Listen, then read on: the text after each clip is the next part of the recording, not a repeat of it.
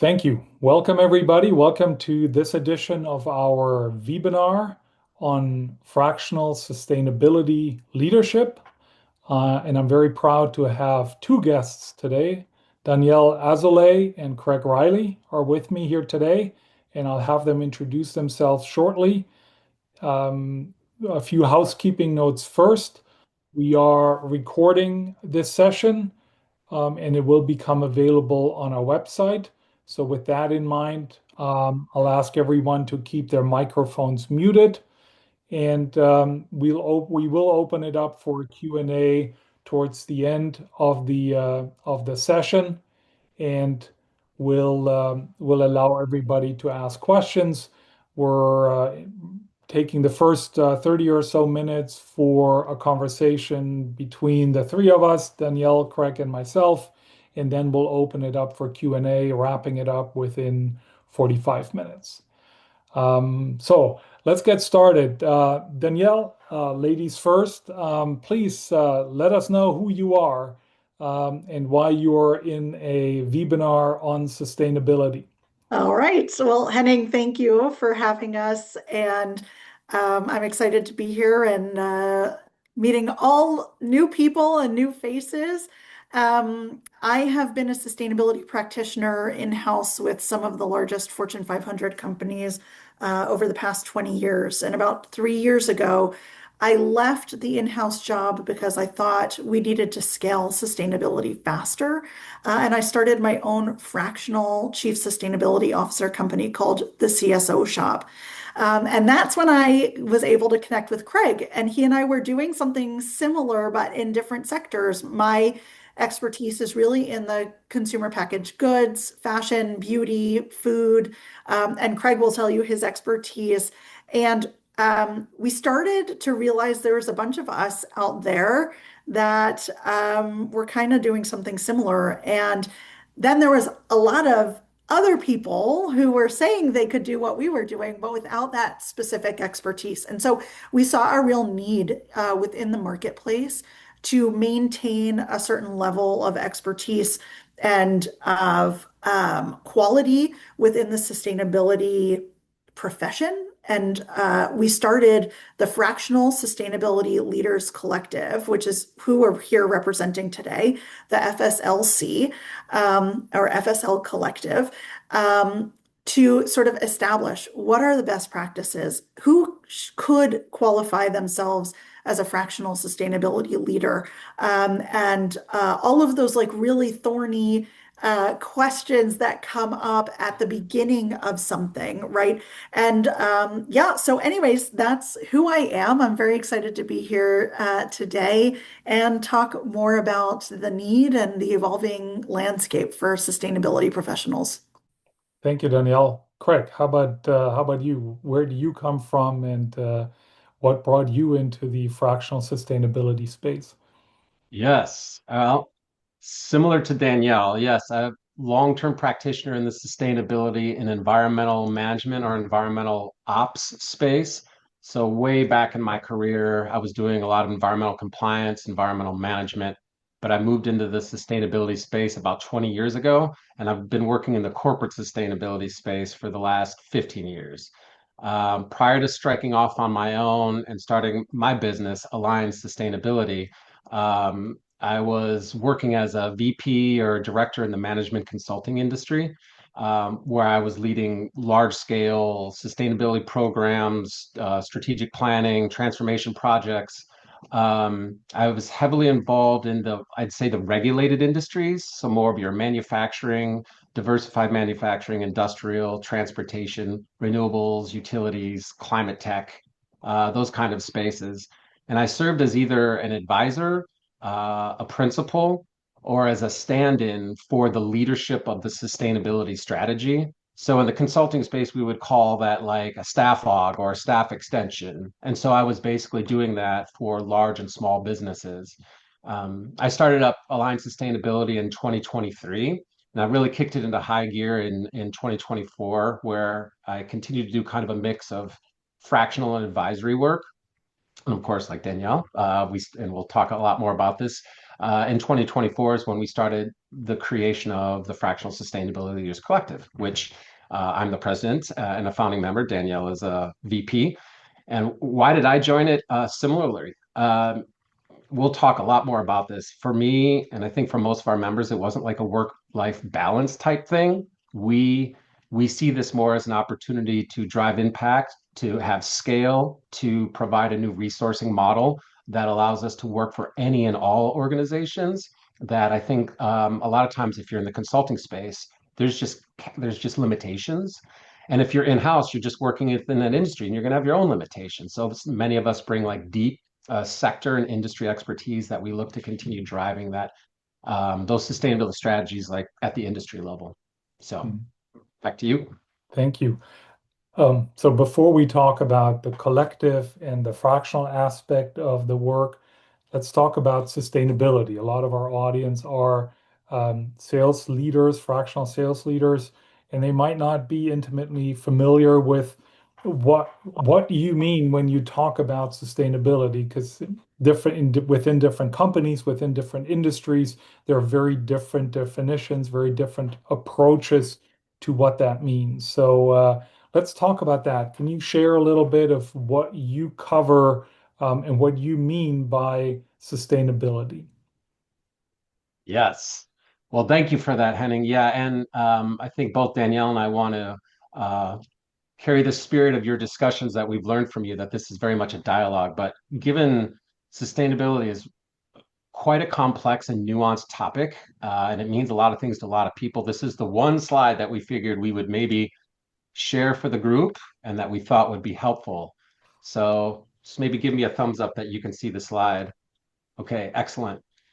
All right, so this is just kind of a sustainability at a glance. Like, what do we mean when we talk about sustainability? So in the upper left is kind of a definition for you all. It blends the original, anybody who's in sustainability knows the Brundtland Commission's definition of sustainable development goes back to the 80s, which is basically meeting today's needs without impacting or compromising the ability of future generations to meet their needs.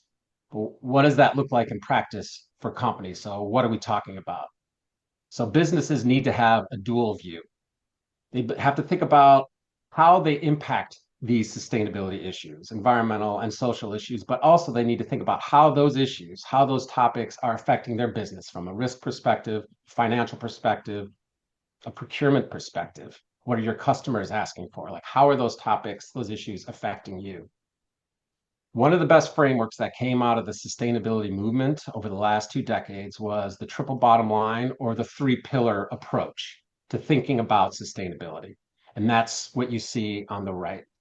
So for each of these, you think about it, environmental, social, or governance, you'll often hear people, planet, profit. So environmental is kind of what it sounds like. It's thinking about how you're using resources and reducing impacts. It addresses a variety of topics that really have to be considered by each business. So biodiversity, climate adaptation, energy, emissions, environmental contamination, indoor air quality. It involves so many issues around the environmental domain. Within the social pillar is often you're thinking about your employees, your communities, you're thinking about fair practices, labor practices, standards, benefit programs, training, workforce development. So it can include all the topics that you see here and many more. These are just some of the topics in each of these that are most common. And then the last pillar, it's sometimes referred to as an economic pillar or in a governance pillar. It's what are the processes, controls, and systems in place that allow you to manage for non-financial considerations?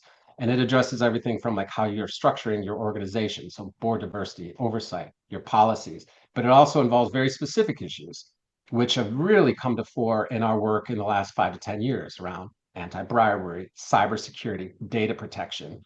So heavy topics that don't really fall in environmental or social. So like why does all this matter? There are many ways to frame the business case for sustainability. And we, especially in our collective, really like to frame it in financial terms, strategic terms, legal terms, risk terms. But at the end of the day, also, the reason this all came to be is a lot of it comes down to values, not financial value, like values, the values of addressing things that make you a more responsible business. So down on the bottom left are kind of like some of the most important, obvious business case drivers there. It's about trust, it's about reducing regulatory reputational risk, it's helping innovate, grow responsibly. But I think maybe for a lot of people on this call, that last one is also a huge deal these days. It's supporting requests and information from legal, from investor relations, public relations, and your sales teams on sustainability requests. I've been told by several of my clients, like sustainability ends up being a sales blocker for a lot of organizations because they have this ESG request or a sustainability request. They're like, I don't know how to respond to this. I hope it's enough to check the box and it doesn't limit our ability to respond on this RFP. So hopefully that provides a little overview. But Danielle, did I miss anything? No, I think that was a great overview. I would layer in a couple of other things, especially in this moment right now. Sustainability can really help businesses understand their supply chain and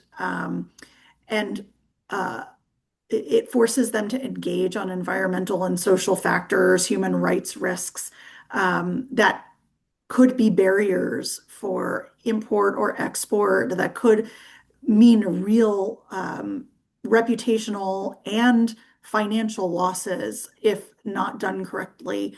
And so under that is like, what chemicals are you using to dye your fabrics in your clothing, right? Basic things. Or have you conducted a social audit or human rights audit in the factories, even if they're not your direct suppliers? Are you aware of what factories are feeding into your products? And these things are checked by Customs and Border Patrol, and we know lots of examples where deliveries were lost or late deliveries were made because the proper checks weren't taken in advance. And so it's about, yes, mitigating that kind of risk, making sure we're doing things in the right way. But it's also about, I think, future-proofing your business, making sure that you're building a business today that is using resources in the most responsible way possible because that's more efficient as well. It's financially efficient, it's environmentally efficient, right? And there's so many examples where like Craig was saying, the business case exists where it is financially expedient for a company to behave with a better environmental or social profile. And so, really that's what we're looking for is we're not I think that 20, 25 years ago, people thought of this work as philanthropy, right? And we've really evolved within the past quarter of a century to help businesses drive growth, to provide another strategic lens to mitigate risk and drive growth. And that is really, I think, the core value and opportunity here. The ESG framework is fantastic. It's very helpful and for companies that have to publicly disclose their financials. That's not every company, right? There's only 500 Fortune 500 companies, and you can go down and down. So there are many millions of companies in this world that would benefit from this strategic thinking and long-term planning in a world where we are just focused on making quarterly or annual, targets, financial targets. I like to think of us as like we help companies be sort of like the moral backbone and figure out a framework to help make better decisions. And so, a lot of that maybe helps to make some of this stuff come to life that's on the slide. But that's sort of how I think about it with my clients. Great. Thank you, Danielle. Thank you, Craig. Now let's fractionalize this and talk about the use case for a fractional sustainability leader. Everyone, you mentioned the Fortune 500 companies.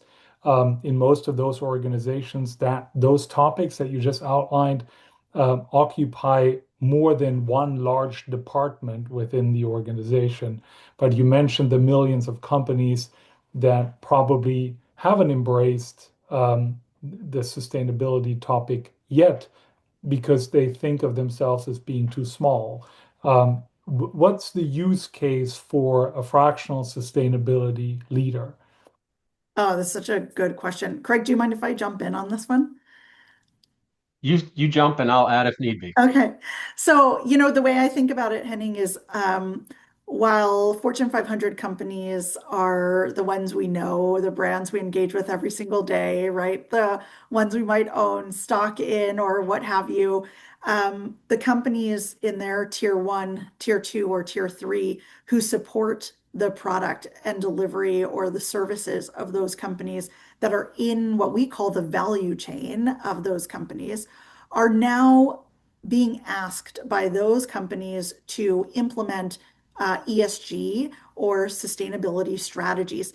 And while we know the what, the how is very murky for them internally. So imagine you're a supplier of Unilever and Unilever has these decarbonization goals, these environmental goals. They're very public about it because they publish an ESG report along with their financial disclosures every year. But the success of them being able to achieve their goals depends on their supply chain making that transformation as well. Because so few companies are vertically integrated today, there's a lack of direct control. And so the lingo is scope one, scope two, scope three emissions. We're very good in this space at coming up with an acronym for everything. And that doesn't help to grow the tent, I'll admit it. But with a lot of what we call upstream impact on energy, water, waste that can be calculated in a carbon equivalent, that really is critical for all of the suppliers to start getting on board in order for the Fortune 500 companies to meet these very big, audacious, very public, I might say, goals that if they don't meet, there will be regulatory implications, there will be reputational implications, and we're seeing a lot of that already. And so, it's 2025. 2030 is the first big milestone as it relates to decarbonization. So companies that haven't started yet really do need to start now. When Craig and I were talking about the fractional model for sustainability, it's really because, okay, there's 500 Fortune 500 companies, about half of them have chief sustainability officers. So when you think about it, there's about 250 people in the world who have this level of expertise on how to drive organizational and transformational change through the lens of environmental and social risk. And we all, and that's for us to be thinking about how do we scale our impact? Because we're all mission-driven people. We do this job because we know this is the right we feel it. This is the right direction for business to be heading in. And, instead of doing one at a time, it's like incumbent upon us to each be doing, helping 4 or 5 companies at a time be making this transformation. And so that was a real driver for me to go move from in-house to fractional to start helping the Fortune 500 companies of tomorrow make the change now because we really have to start. And it does take time. It takes time to collect the data. It takes time to understand who's in your supply network. And I think people in-house kind of deprioritize this work because I think there's still, we got 5 years. That's enough time. But me and Craig can tell you, it'll take you 2 years just to know who your suppliers are. And then it'll take you another 2 years to set up a data platform to start collecting the data. And before you start being able to have enough data to analyze, develop a program, and actually do the work, I mean, we're talking about a 4 or 5 year runway, depending on the size of the company. So that's my message is if your companies haven't started yet, please start now. Yeah, Craig, anything to add to what Danielle said?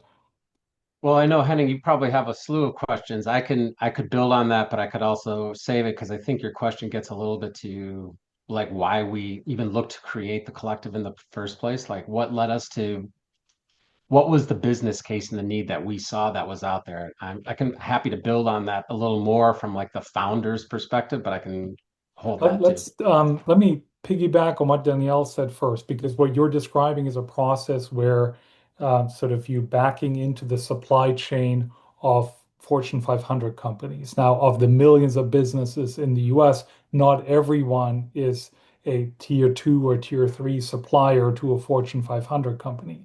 From your perspective now as fractional sustainability executives or leaders, is there also a use case for a 5 or 10 or $50 million business that hasn't been touched so far to say, I'm going to invest in a fractional resource because I am seeing benefit in sustainability for my business? What's the use case there if there isn't the Yes. push from the top down, from the Fortune 500s? Yeah, that's a great question. I'll take that, and it does allow me to kind of build on where I was thinking to go.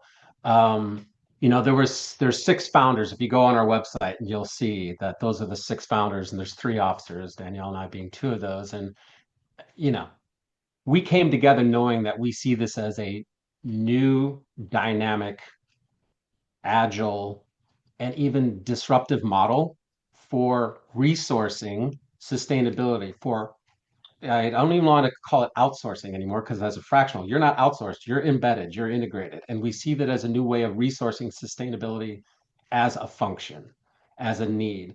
And so the businesses that aren't necessarily obligated to report from a regulatory perspective, they're not global businesses, they're not obligated to report into, international jurisdictions, they're not responding to the Unilevers or the international papers or the Ford and the GMs. They're not tier three. They may not even be a supplier to tier three. But somewhere somebody is investing and bankrolling or financing that business. So there's an investor or an owner or a founder somewhere. And sustainability gives you the ability to address both financial investor requests, but also your broader stakeholder requests. That's why a lot of times when we write a sustainability report, the first thing we say is, well, who's your audience? Who are your stakeholders? Who's important? And it comes down to this term and this concept called materiality, which all of our members know how to address for organizations. It's like you don't want to manage and address everything. You want to manage and address within this large sea of topics, the ones that are relevant to your business. So for those smaller businesses, it literally may only be one or two topics, or it may be a way of framing sustainability as an additional competitive advantage against their other competitors. For smaller businesses that are all about, like, let's say, literally a local spot, a brick and mortar in an area, and they want to connect to their community and they want to enhance their messaging to that community. There's so many ways that can be framed and used for businesses of all sizes. And the way a fractional sustainability leader kind of disrupts the old model is those businesses would not have gone to the big four. They wouldn't have gone to the consultancies I used to work for. The price point of accessing that consulting capacity is so high that it even for a lot of Fortune 500s, it's just not cost sensitive for them. But they also don't have either the future is unknown for them. They don't have the budget and the resource to hire a full-time in-house person to lead it either. Maybe they want to, maybe they don't. What a fractional can do is we're committed to that. And I know now I'm speaking to an audience where this fractional message is the same, whether it's sustainability or if it's in the finance function, the marketing function, the HR, the tech function, the sales function. You're committed to that business. You may have two, three, four, right? But you're still, for that time, you are fully committed to that business. You operate and act on their behalf.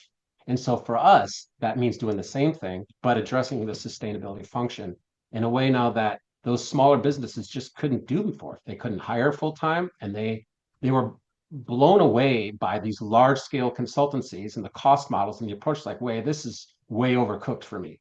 I need something very simple. I just want to maybe phase it a little bit. I want to go down the road a little bit. And hey, if it turns into something great, and the fractional leader is going to be like, if it turns into something great, I'll help you along, or I'll help you for a few months. That's that's why a big part, and Danielle touched on this, in our eligibility criteria for our members, we're very clear. And being a former consultant, we don't want people who are just consultants. We are specifically trying to target out consultants. They still exist. They still need them. There's still large scale projects and program transformations that are needed within environmental and sustainability. but the target audience that we're going for, they're not going to go for that type of resource anyways. So, Yeah. And I think just to build on that real quick, it goes back to what I was talking about, the how, right? Because consultants are so good at like the landscape and the strategy and all those kinds of things. But what we really need is action, and we need people who have experience operationalizing and embedding sustainability deep within organizations. And that to us is the differentiating factor, as in the FSL Collective, our membership is every one of us have had that level of expertise. And a lot of us have also worked as consultants at some point. So, we kind of can do both and think with both sides of our brain. Yeah. It's great to hear how you also, from a sustainability perspective, differentiate between fractional and consultant, because that is the clear differentiation in most functional areas. And as we discussed a while back, also for the Fractional Leadership Alliance, that is the clear distinction there. Let's talk about the collective. So you all decided individually to go out and become a fractional sustainability executive. What prompted you to say, hey, we need to align forces with others in the space. We want to form a collective. Craig, you want to go first? I went first I'll, last. I'll jump into that. Yeah. Yeah, I think it's one of those, maybe if you go by yourself, you can go, what is it, faster, but if you go as a group, you can go longer. For us, we we realized there was power in our collective Yeah. uh, membership, and I think that kind of gets to the ideation for why we created it in the first place. It kind of gets to our vision or our mission for the collective, which is really there's a three-part vision and mission to the group. And I think we all kind of felt that when we started meeting last summer, because it was an acceleration race. Like we started in the summer and we launched in April. And for the latter half of 2024, it was ideation, planning, programming considerations. And then, I mean, as you know, as soon as you create a formal organization, we wanted to be legit. So we incorporated, we had to get banking, we had to get legal support, all those kinds of things in order to become a legitimate organization. Um, but what came out of those ideation meetings and those workshops really was three parts. We want to be a platform for thought leadership on fractional sustainability, which is why when we engaged with the FLA, there was just like this obvious connection. We were working on it, and then FLA published its definition for fractional. Like, wow, this is spot on with how we're thinking. So we want to now take that and message that to the sustainability crowd, which is not thinking about fractional. Some of our members were doing fractional sustainability work.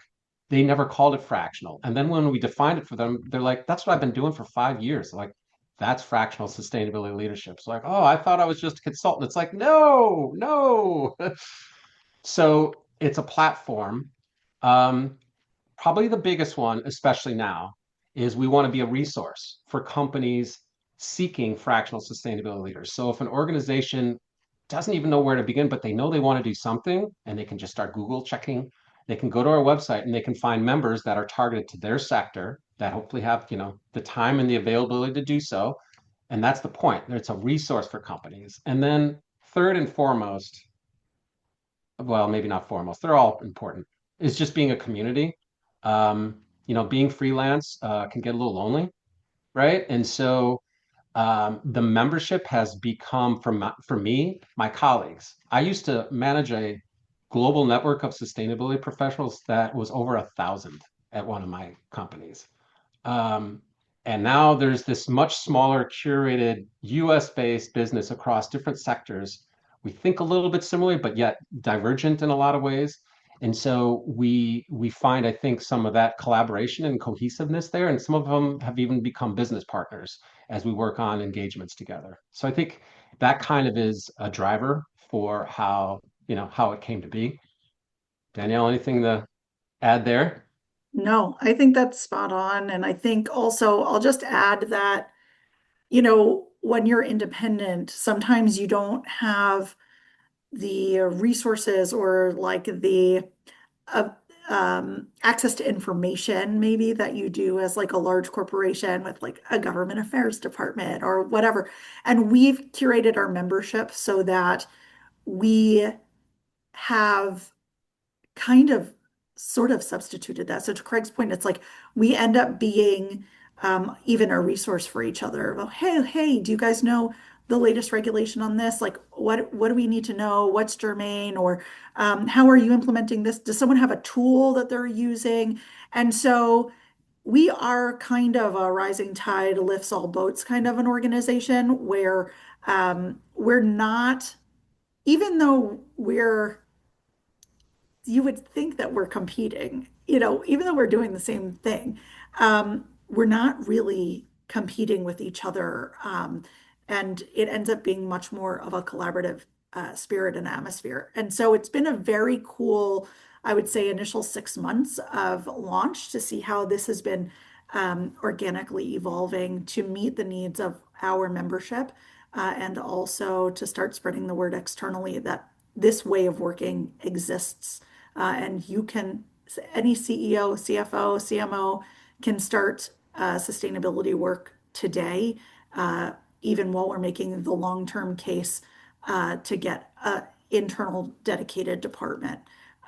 So we really wanted to remove all those barriers and hurdles that go along with building an organization internally so that we can start the work.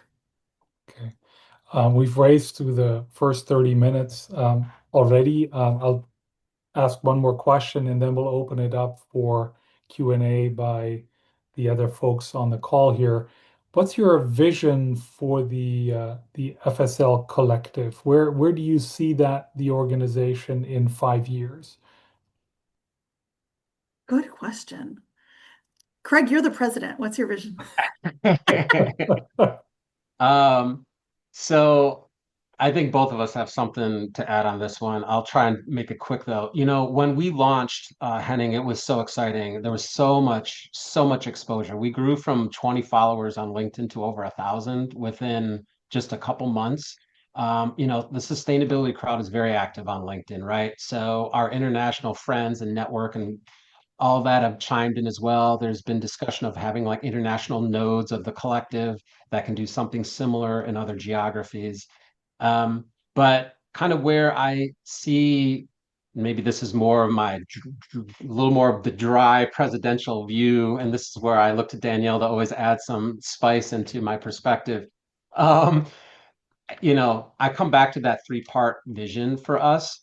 Our membership right now it's not very large, and that's deliberate. We were very clear, Henning, when we started, we did not want to become an agency. We wanted clients to have direct access to a fractional, not go through a middleman, not go through a layer or two or three of additional cost that does not directly bear that value to the business. So we've deliberately kept our organization very, very lean, extremely lean, so that companies can have direct access to members. So I come back to that three-part mission. We want to get the word out. We've just started. We've got some new investment going into our comms over the next few months, which Danielle can definitely speak to because she's leading that. We want to continue to be a platform for thought leadership, and we want to also help our members where they are. We've got members who have been working in this space for 20, 30 years. Some of them, their network is so established that as soon as they're aware that they're open, they immediately have clients saying, I need you, I need you, I need you.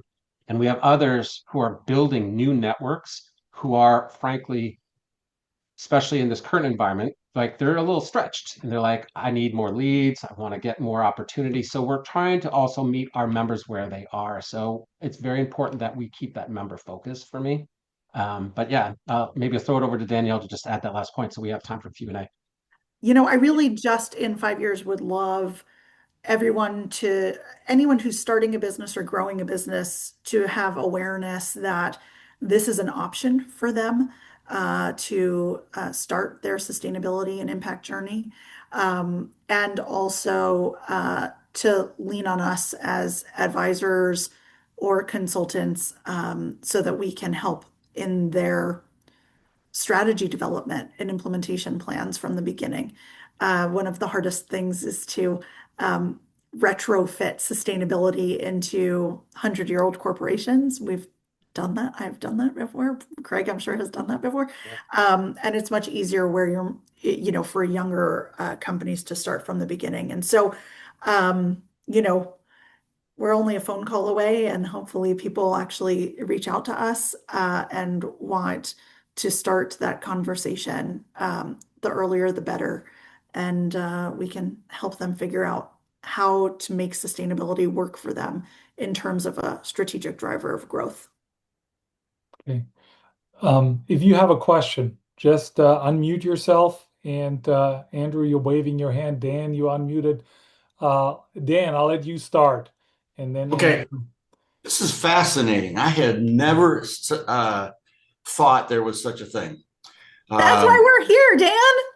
I know. I'm here. I always learn something here. So I'm thinking it through, and I'm thinking, man, there is a big, wide gap in the whole world to create a business like yours, which that's where that's where the opportunity is. So it's fascinating to see that. One of the things I was thinking about was, there was two things. One is, who is your competition? Like who comes in and screws up the sales? Oh, that's a good question. I haven't really encountered that yet. I think that my competition is is internal budgets and like internal desire to actually move this work forward, versus like an agency or something like that coming in from the external. Because to Craig's point, we're so much more price competitive than the big four, and a lot of us have experience with them, right? So it really is the competition is in action, I would say. Yeah. Business as I'll do a usual. quick build on that too, Dan. I agree totally with what Danielle was just saying, especially when I think about it from my own business perspective, but thinking about it from the perspective of the collective, we are pretty unique. There are agencies out there that I think are trying to do what we're doing. There's new consulting organizations that put out fractional, but like we've read the FLA book, right? And we're aligned. It's like you're just a consultant that's using fractional to get new exposure. And I get it. You're going to do what you need to do to bring and build business, but there's no way a consultant purely in consulting capacity can act in the same way as a fractional. It's just the embedded nature is just too difficult to reach. So in that way, I don't feel we have any specific competition yet for the collective Yeah. in the US anyway. It seems like as you're talking, there's so much need out there. How are you going to? I mean, there's two of you. How much? We've got 18 members, and we are going to probably steadily grow over the next few years, Yeah. To probably cap out around 40, 35, 40. Well, like Craig said, we're intentional about who we let into our group because we want to maintain that high level of quality. I think the good thing about this industry function expertise is there's a lot of great master's programs who are graduating people. There's a lot of people who are continuing to get the experience at a more junior level. And so maybe the pipeline for fractional sustainability CSOs will eventually meet the need and the demand. Right now, that'll be a good problem to have, honestly. Andrew, you unmuted yourself. Yeah, thank you. Thanks, Danielle and Craig, for your comments and insights. It's great stuff. Mind expanding for sure. Um, Three questions. You can answer all of them or none of them. So, in our business, which is a similar model to yours, we're in the business of fractional sales leadership Mhm. at Vendux. Um, and for us, it's relatively easy to quantify and qualify problem statements within client environments in the world of sales. in the world of sustainability, you're in a discovery call Mhm. with a potential client. How do you quantify and qualify their problems? How do you know? How do they know?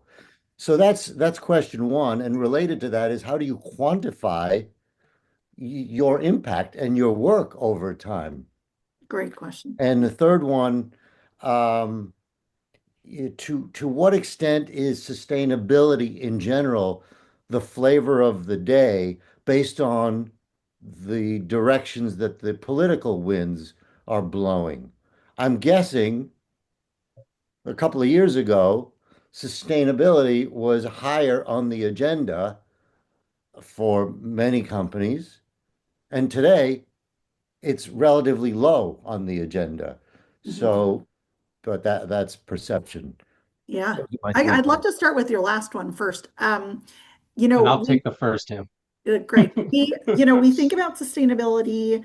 You're right. I mean, when I started my career, it was definitely in different political headwinds, and we weren't allowed to say the words climate change internally. And so, for people who have been there, done that, I would say this current climate is nothing new, and we're leaning back on sort of the way we used to do things. What it does is forces us to make a bigger and better and stronger business case for the work that we're doing, right? So going back to like, we're not a charity. We need to make sure that we have an ROI on the initiatives that we are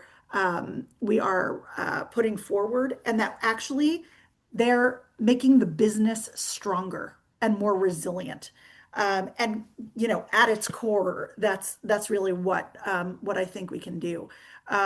So you're right. It is not an easy time from an external perspective, from a communications perspective. However, I'll say I haven't heard of many companies that are really rolling back their programs. Some of them aren't really talking about it or really like waving a flag like they were. And honestly, I'm not sure that's a bad thing because, maybe we don't need to like chest thump so much on things that aren't fully baked, right? Or things that aren't quite there yet. And so, I think this moment is going to force us to all be a little bit more thoughtful about how do we externalize the work. Um, Craig's going to address your first two questions, but I appreciate that thought. Yeah, absolutely. Yeah, I'll just quickly address the first two. I think, and every member may address this a little differently. So as part of like an intake or discovery process, right, Andrew, like you're mentioning, I usually go through a series of questions to kind of get a sense of their maturity around sustainability factors and considerations. Often the way it starts is with something called a materiality engagement. Like that slide I showed with all those topics, no organization, not even a massive international conglomerate, is going to address all of those. That's the landscape of topics. So normally I would advise some kind of materiality planning exercise that can scale greatly. Go to a consultant and they're going to tell you it's check the box and it's 6 digits, and then kind of figure out what their material issues are. And then from there, do a readiness assessment, usually develop some kind of implementation plan, establish a data and system of record, which often can involve like some kind of software technology if needed, but it doesn't have to. And then over time, like how do you quantify and track it? It's different, obviously, than financial, but it's a mix of quantitative and qualitative information that you put out in reports that you can communicate internally and externally, kind of track progress. Some of those things like carbon and energy are very directly quantitative, others are more qualitative. And just to layer on that, I think, Andrew, within our organization, if you look at the member base, you'll notice that people have very specific industry or sectoral expertise. My background is in consumables, so beauty, fashion, food, because the supply chains, the issues, the regulatory environment is very similar. But we have a person that's an aerospace expert, right? Whose main client is like NASA. Hmm. And like, I wouldn't take that client. I don't know. I wouldn't know even where to start going into a sales call or business development call with them, right? So it's kind of like, but if I go into a beauty startup, I know right off the bat the kind of issues that they're facing. And so to that question about problem statements, is really sector specific. And that's why you want to find the right match. And that's also why we try and have many different sectors represented within our cohort so that no matter the industry, we'll have someone who could help you or is adjacent to that industry that they could get close enough to make a meaningful impact within your organization. So hopefully that helps. Thank you very much. Great. Any other questions from the audience here? Yes, heading hi, Bill Larkin. I had a couple questions for you. We work primarily in the SMB space. SMB is defined differently by everybody, but let's just say small to medium businesses, upwards of 1,000 employees. I mean, sorry, below 1,000 employees. When you sell to those types of companies, who's the persona you're selling to? And who is that person that you talk to in those businesses? And what is their, so I can start, by the way, I'm a huge believer in fractional. I've known Henning for many, many years. I'm a huge believer in fractional. I think it's going to get bigger before it gets smaller, just because of the staffing issues companies are having. But who is that persona you sell to? I guess is my question. Thank you, Henning. For me, it's as high up as I can get. So ideally, the CEO in a small to medium-sized enterprise, because if we're embedded within the senior leadership team, that's where we're going to be the most successful.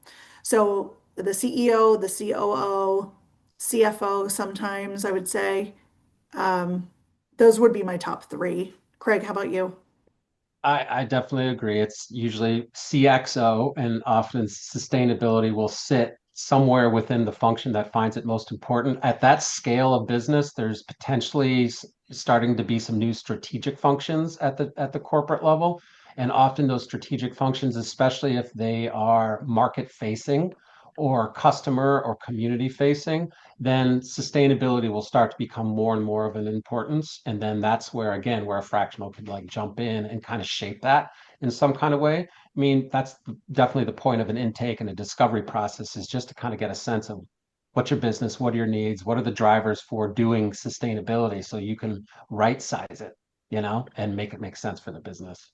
So one of the groups we work with are fractional COOs, and because you get up to a certain point, and these companies generally don't have chief operating officers, so they fractionalize it out, which is really important.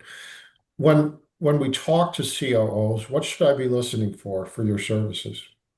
Good question. I think from my perspective, um, it's about product development and design. It's about um, manufacturing footprint. It's about procurement and sourcing.